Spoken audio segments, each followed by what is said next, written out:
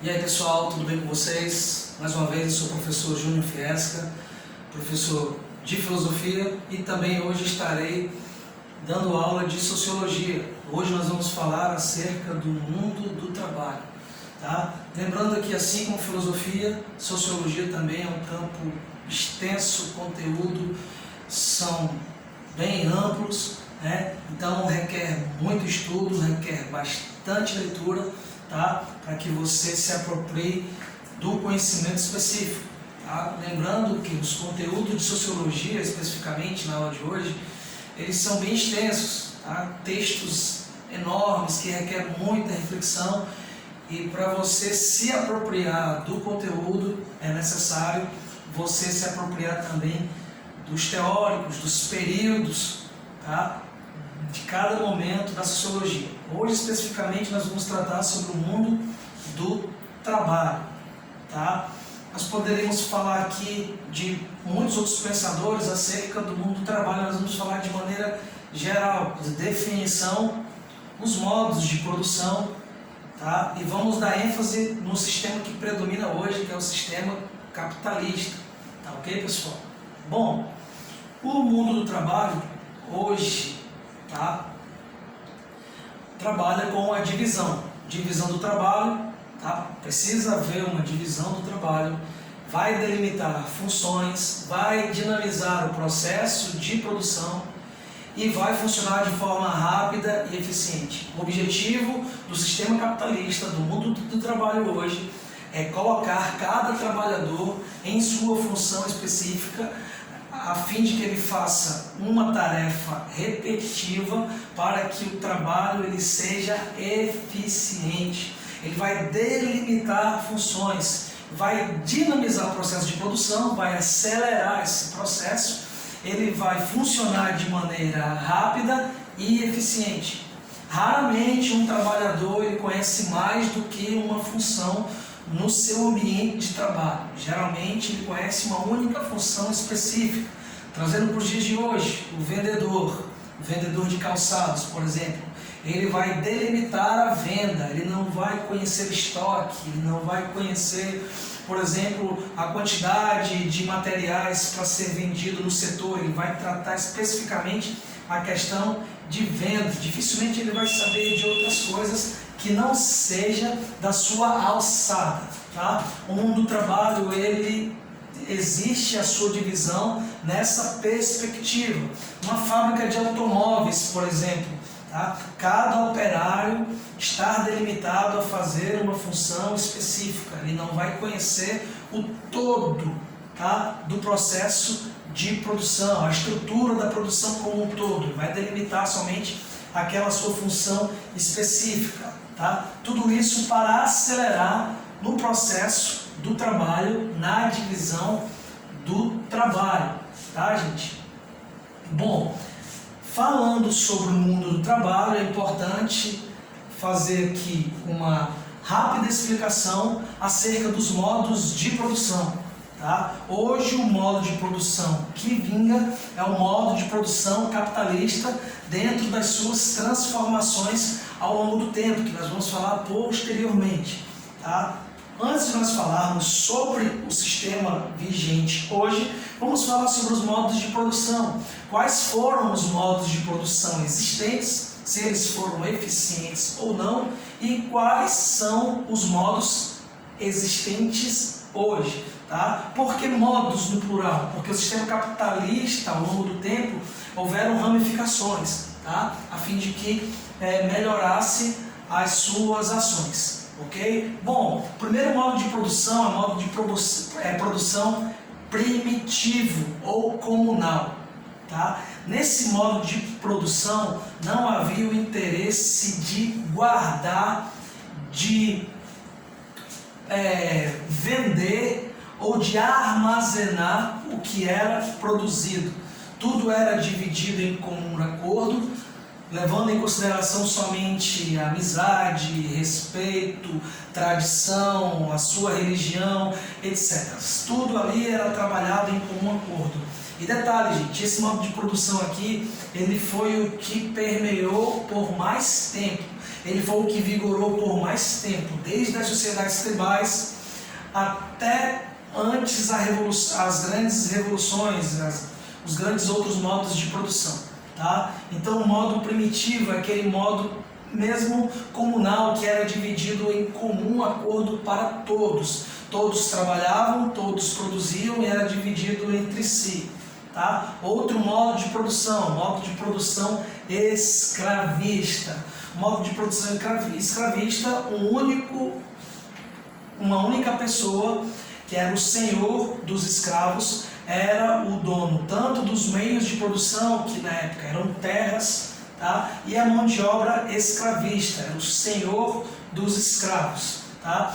Ele somente que detinha o poder.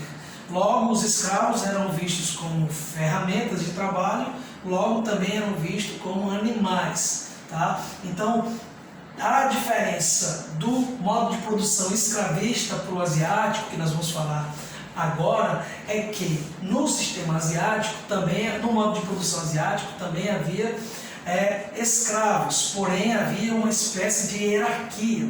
Haviam vários, digamos assim, chefes, senhores, e havia também o Estado. Esse modo de produção asiático ele foi bastante utilizado no Egito, ele foi bastante utilizado em alguns países africanos, na Índia e na China. Tá? O modo de produção asiático. Se você analisar nas questões que você estudar ou no material que você está lendo, a única diferença do modo de produção escravista para o modo de produção asiático é que no escravista havia um único dono, o senhor das terras, ou o senhor da Casa Grande Senzala, o senhor dos escravos, e o asiático que havia um sistema de hierarquia. Existiam várias lideranças e todos os escravos eram obrigados a produzir para entregar para o Estado. Tá? Sistema feudal, nós podemos resumir entre servo e senhor. Era quando a igreja, especificamente a igreja católica, ela dominava, conhecido como os senhores feudais. Tá? Era como que se os trabalhadores, os servos, tivessem que trabalhar para ganhar a salvação. É claro, eu estou resumindo bem, para nós falarmos especificamente acerca do mundo de trabalho. Tá? Para resumir, trabalhavam-se muito, produzia, colhia bastante para entregar para a igreja. E eles só produziam mesmo o básico para a sua própria subsistência, mas a grande maioria, a grande parte da terra que era cultivada era para entregar toda a produção para a igreja. Tá? E por fim, o sistema capitalista, que vai destacar entre burguês e proletariados, entre a burguesia e os trabalhadores. Ela é característica, segundo muitos pensadores como Karl Marx, na luta de classes. O sistema capitalista ele surge no auge também da Revolução Industrial. Tá? E ao longo do tempo, o sistema capitalista ele foi crescendo. Houve o sistema pré-capitalismo, que finalzinho do sistema feudal ele começou a surgir. O capitalismo comercial, quem detinha o poder nesse período eram os comerciantes, tá? Que foi nesse período do pré-capitalismo, capitalismo comercial, que começou a surgir o termo burguês por conta dos burros, que eram pequenas casas onde os grandes artesãos viviam, que daí surgiu o termo burguesia, por conta dos burros. Então, no sistema capitalismo comercial, era o comerciante que detinha o poder. No capitalismo industrial, toda a verba, todo o acumulado era investido nas indústrias. E aí nós vamos entrar em outros estudos posteriormente, falando sobre a indústria cultural, falando sobre a globalização. Tudo isso emerge nesse período aqui do capitalismo industrial. Ok, pessoal? E por fim, o capitalismo financeiro, tá? Que é o momento hoje crescente. As instituições financeiras, os bancos, eles financiam o sistema capitalista. Tá? Bom, nessa divisão do trabalho, é importante dar ênfase na especialização da função, conforme foi falado no início. Tá? Nas questões que vocês terão acesso, que já está no e-mail, vocês verão questões baseando-se nessa explicação aqui agora. A especialização da função, ela é o que destaca o modo de produção capitalista. Tá? A repetição das tarefas sem conhecer toda a estrutura da produção capitalista. Tá? E ela aumenta a produtividade, porém ela vai alienar o trabalhador. Por quê? Conforme já foi explicado anteriormente, o trabalhador não terá conhecimento, capacidade de conhecer uma outra área de onde ele trabalha. Ele está destinado somente a fazer aquela função. Por exemplo, numa grande indústria, vai ter pessoas que vão colocar o parafuso, vamos dizer que uma fábrica de carro. Pessoas vão colocar os pneus, outras pessoas vão colocar a calota, outras pessoas vão colocar o motor, outras pessoas vão fazer parte da pintura, sem que aquela pessoa conheça toda a estrutura do modo de produção. Ela aumenta a produtividade? Aumenta, porém ela vai alienar, porque não dá condições do trabalhador crescer. Ele vai viver sempre com aquele modo de produção. Tá? Falando sobre o mundo do trabalho moderno, que está relacionado ao sistema capitalista e as suas variações ao longo do tempo.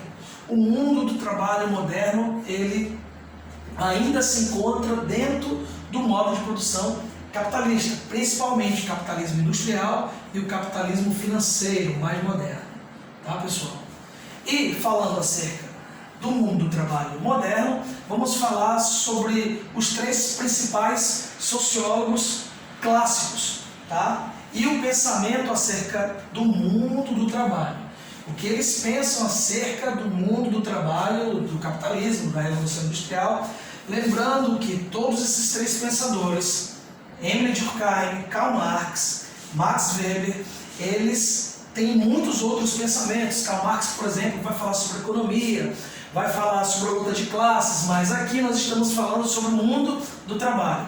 O que esses três pensadores pensam acerca do mundo do trabalho? Eles pensam iguais, eles divergem, o que eles concordam, o que eles não concordam, o que eles defendem acerca do mundo do trabalho. Bom, Emile Durkheim, de maneira geral, ele vai falar acerca da coesão social e acerca da solidariedade, solidariedade orgânica e solidariedade mecânica. Na ordem, solidariedade mecânica e solidariedade orgânica, tá? É a coesão social. Karl Marx vai falar, no que diz respeito ao mundo do trabalho, sobre o materialismo histórico, sobre a luta de classe e sobre algo muito importante que eu gostaria de explicar posteriormente, que é a mais-valia. O que é a mais-valia? Tá? E Max Weber vai tratar em seu livro A Ética Protestante, é o espírito do capitalismo, o porquê da sociedade capitalista, que a grande maioria, na época que ele construiu sua tese, estava ligado ao protestantismo, à religião protestante na época. Bom, Emile Durkheim explica que o que fomenta a coesão social. O que é a coesão social? É o trabalho harmônico, é o que vai fazer a sociedade no mundo do trabalho crescer de maneira harmônica, sem grandes problemas. Tá? Lembrando que Durkheim é um positivista. Ele analisava a sociedade como se fosse o corpo humano. Por isso ele vai trabalhar a solidariedade mecânica e a solidariedade orgânica, que isso vai fundamentar a coesão social, ou seja, a harmonia do trabalho, a harmonia do mundo do trabalho. Segundo Durkheim, numa grande empresa, no mundo do trabalho, não há espaço para fazer protestos, greves, porque há harmonia na coesão social. E o que são as solidariedades, segundo Emile Durkheim? Solidariedade mecânica é uma solidariedade primitiva, ou seja, é quando as pessoas comungam da mesma fé, da mesma cultura, da mesma religião, dos mesmos costumes, estão no mesmo lugar comungando praticamente com tudo. Então tudo ali é harmoniosamente produtivo por conta desse alinhamento cultural que envolve religião, comportamento, enfim. E essa solidariedade mecânica é pertinente mais nas sociedades primitivas, nas sociedades mais antigas, nas tribos indígenas, por exemplo, ou antes mesmo de todos os modos de produção vindouro, modo de produção primitivo ou comunal. Tá? E a solidariedade orgânica é uma solidariedade existente nas sociedades mais modernas. Com o auge, com a explosão da Revolução Industrial, muitas pessoas com diferentes pensamentos, com diferentes culturas, com diferentes modos de vida, passaram a trabalhar juntos. Aí está a diferença, principalmente no capitalismo, tá, pessoal? Porque no capitalismo cada um faz sua função, independentemente da sua crença, do seu credo religioso, todos trabalham em função do objetivo principal, a solidariedade orgânica, tá? Ela é existente nas sociedades mais complexas, nas sociedades mais, como é que pode dizer, em desenvolvimento, tá? Lembrando, pessoal, que nós precisamos quebrar aqui alguns tabus. Não existe esse termo mais de países subdesenvolvidos, países de terceiro mundo. Nós não podemos mais afirmar categoricamente dessa maneira. Nós precisamos falar países emergentes, devemos falar países emergentes ou países em desenvolvimento. Não existe países subdesenvolvidos, ok? Isso é um termo que a sociologia ao longo do tempo foi quebrado, tá? Karl Marx vai falar sobre o materialismo histórico. O que é o materialismo histórico em Karl Marx? Ele explica a divisão de classe, por que alguns chegam no poder e outros não, por conta do que foi construído em termos de bens materiais. Se aquele que detém os bens materiais, aquele que possui um maior bens, que possui mais valores, ele vai deter o poder e automaticamente vai estar no auge na luta de classe, ou seja, vai fazer parte da burguesia e não fazer parte do proletariado, tá certo? Ele defende a única solução para que se acabe com a desigualdade no mundo do trabalho, a luta de classe. E ele explica a mais-valia, pessoal. O que é mais-valia? Deixa eu apagar aqui algumas informações para eu poder explicar para vocês. Rapidinho.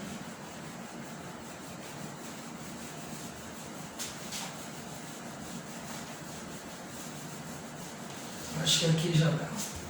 O que é mais-valia em Karl Marx? Vocês não podem esquecer isso. Isso cai praticamente em todos os Enems, em todos os exames, sempre cai algo desse sentido. O que é mais-valia em Karl Marx? Karl Marx, ele vai dizer que quando o trabalhador ele trabalha para além do que ele precisaria para viver, tá? Por exemplo, nos dias atuais, o trabalhador, para ele viver bem, ele trabalharia para ele somente 4 dias na semana, 3 dias na semana, 4 horas somente. Mas por conta do sistema capitalista, ele é obrigado a trabalhar todos os dias da semana e não somente 4 horas por dia, mas 8. Inclusive, alguns ainda trabalham mais que 8. Tá? Eu vou explicar o que ele quer dizer da seguinte forma. Vamos supor que você aí é um trabalhador que trabalha aí numa loja vendendo calçados. Tá? O seu salário, vamos supor, é R$ 1.200. Você ganha R$ 1.200. Não ganha comissão, você ganha R$ 1.200, certo? Em um dia só, nessa loja de calçados, você vendeu 6 pares de calçados. 6 pares de calçados. Cada um de R$ 500. Vocês sabem, né, que vocês até possuem, né? Então, numa manhã ele vendeu 4 pares de calçados no valor de R$ 500 cada um. Quanto é que dá? R$ 2.000. Numa manhã.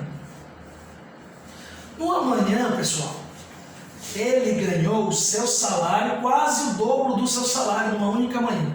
Ou seja, todos os outros 28 dias, todos os outros 28 dias ele vai trabalhar exclusivamente para o seu patrão. Tudo que ele lucrar depois daquela manhã que ele fez seus 2.000 vai ser direcionado somente para o seu patrão. Ele não vai ganhar gorjeta, ele não vai ganhar mais do que isso aqui por mês, R$ 1.200, tá? Lembrando que eu estou dando exemplo de uma manhã. E durante a semana, quanto que ele vai vender? Durante o mês, quanto que ele vai vender? Isso Karl Marx chama de mais-valia. Tá? É uma maneira que o sistema capitalista encontra para explorar mais ainda o trabalhador, tá? Mais ainda o trabalhador. E digamos que ele ganhou comissão do percentual de as metas da vida, por exemplo, mas não vai chegar nem perto do que realmente ele merecia. Em suma, sobre a mais-valia, pessoal, a gente precisa entender que o trabalhador ele precisaria de 4 horas, um exemplo, para sobreviver, para ter o seu salário, mas ele precisa gerar lucro para o seu patrão, para o burguês. Ok, pessoal? E por fim, Max Weber. Max Weber também concordava com Marx. Tá? Ele também dizia que o materialismo histórico, que o acúmulo dos bens de produção, tá? que era o que determinava quem possuía o poder. Só que ele vai dialogar com a ética protestante e o espírito do capitalismo. É a ética protestante, é a conduta do cristão protestante. Por que cristão protestante? Porque também nessa época havia o cristão católico. Tá? O catolicismo também é uma religião cristã, mas naquele período emergente também havia o protestantismo. E diferente do que pregava o catolicismo, onde nós precisaríamos viver de maneira humilde nessa terra para acumular tesouro nos céus, o protestante já pensava diferente, precisava acumular, precisava crescer, precisava mesmo trabalhar muito a fim de se encaixar no sistema capitalista. Isso vai fomentar, segundo Max Weber, a ética protestante e o espírito do capitalismo. Sugiro que vocês leiam as obras de Max Weber, a ética protestante, o espírito do capitalismo. Karl Marx, sugiro que vocês leiam também o livro onde ele vai tratar sobre a luta de classe, e Emile Durkheim, a questão dos fatos sociais e a questão também do mundo do trabalho. Ok, pessoal? Espero que vocês estudem, depois venham com mais calma o passo a passo da aula, se apropriem de todo o material que está no meio de vocês. Tá certo? Até mais!